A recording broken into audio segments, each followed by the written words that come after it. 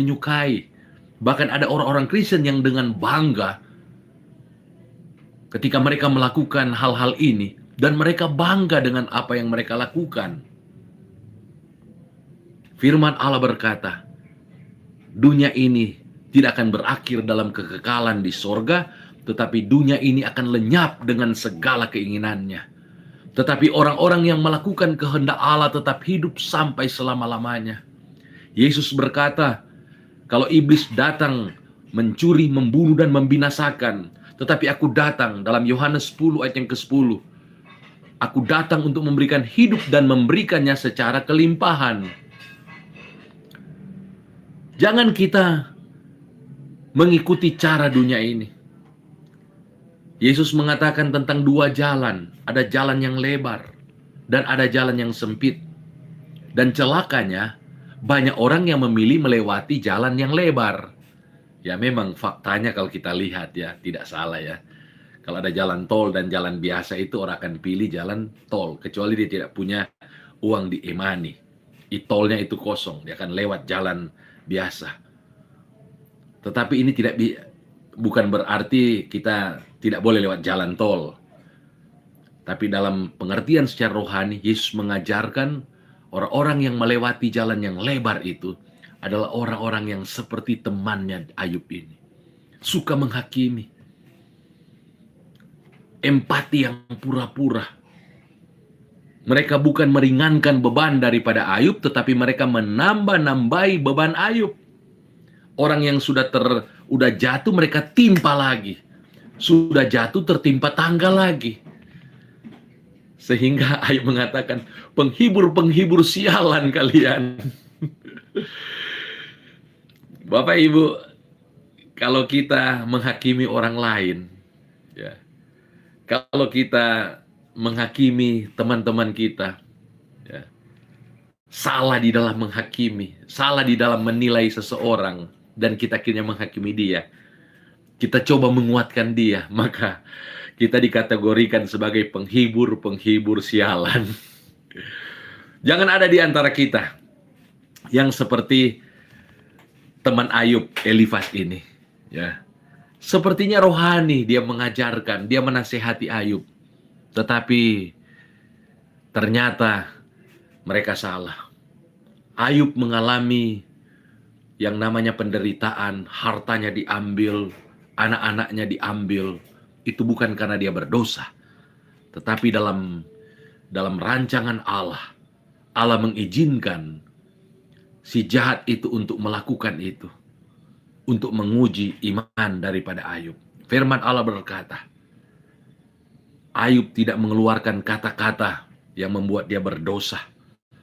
Dia katakan, aku datang dengan telanjang, aku akan pergi dengan telanjang, terpujilah Tuhan. Ayub tidak berdosa, tetapi Tuhan izinkan penderitaan itu terjadi. Dan bukankah Yesus juga seperti itu? Dia tanpa dosa. Dia lahir bukan karena hubungan Maria dan Yusuf, tetapi oleh Roh Kudus meminjam kandungan daripada Maria, sehingga dia terlahir dalam keadaan kudus, suci, tanpa dosa. Dia menantang orang-orang yang membenci dia. Siapa yang bisa membuktikan aku berbuat salah? Tidak ada. Tetapi apakah dia lepas dari penderitaan? Dia dihina, dia difitnah. Firman Allah katakan di dalam Yesaya pasal yang ke-53, dia tertikam oleh karena pemberontakan kita. Dia diremukkan oleh karena kesalahan kita.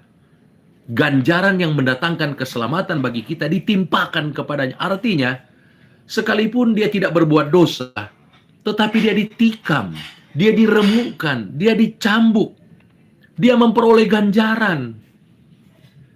Jadi dalam kehidupan ini ada orang-orang yang seperti Ayub, seperti Yesus, tidak berbuat dosa, tidak berbuat kesalahan, tetapi Allah mengizinkan dia mengalami penderitaan agar supaya seperti yang Yesus katakan, bukan orang tuanya yang berdosa, bukan orang ini yang berdosa sehingga dia lahir buta, tetapi supaya pekerjaan Tuhan dinyatakan, kemuliaan Tuhan dinyatakan melalui hidup orang ini.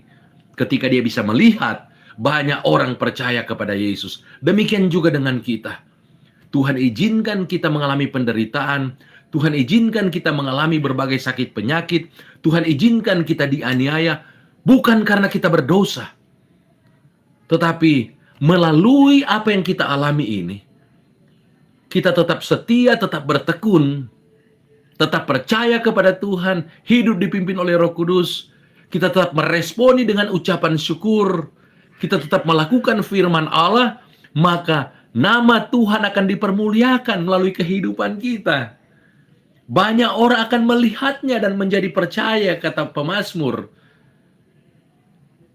Ketika kita memuji-muji Tuhan dalam situasi yang tidak gampang.